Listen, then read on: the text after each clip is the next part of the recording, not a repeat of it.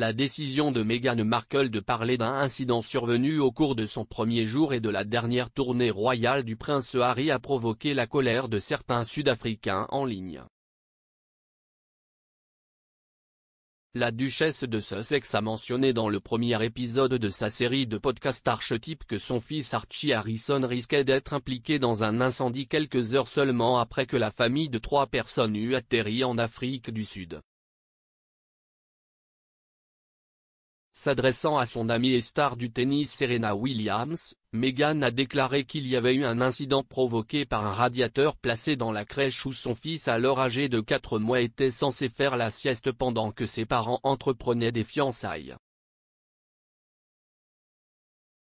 Elle a déclaré, « Au moment où nous avons atterri, nous avons dû le déposer dans ce logement dans lequel il nous avait hébergés. Il allait se préparer à descendre pour sa sieste. Nous sommes immédiatement allés à un engagement officiel dans cette commune appelée Nyanga, et il y a eu ce moment où je me tiens sur une souche d'arbre et je fais ce discours aux femmes et aux filles, et nous terminons l'engagement, nous entrons dans la voiture et ils disent qu'il y a eu un incendie dans la résidence. » La duchesse a poursuivi en disant que son fils n'avait pas été blessé car il n'était pas dans la pièce grâce à sa nounou Lorraine, qui avait emmené le tot en bas avec elle pour une collation. Elle a poursuivi, il n'y avait pas de détecteur de fumée. Quelqu'un a juste senti de la fumée dans le couloir est entré, le feu s'est éteint. Il était censé dormir là-dedans. La duchesse a alors apparemment exprimé sa déception au palais, car elle et Harry ont été invités à poursuivre leur travail alors que les gens étaient encore secoués par l'incendie, mais il était devenu clair que le bébé n'avait pas été blessé. Elle se souvient, j'ai dit, cela n'a aucun sens. J'étais comme, pouvez-vous simplement dire aux gens ce qui s'est passé? Et tellement, je pense, optiquement, l'accent finit par être mis sur son apparence plutôt que sur ce qu'il ressent. La description de la résidence comme une unité d'habitation semble être l'une des raisons pour lesquelles certains Sud-Africains se sont tournés vers Twitter et ont contribué à faire passer le hashtag #VSecMeghan, un terme offensant signifiant Vatten, tendance.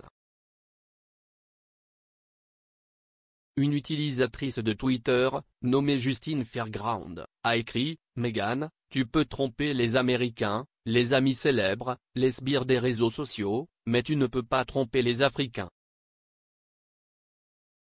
Vous nous avez montré qui vous êtes.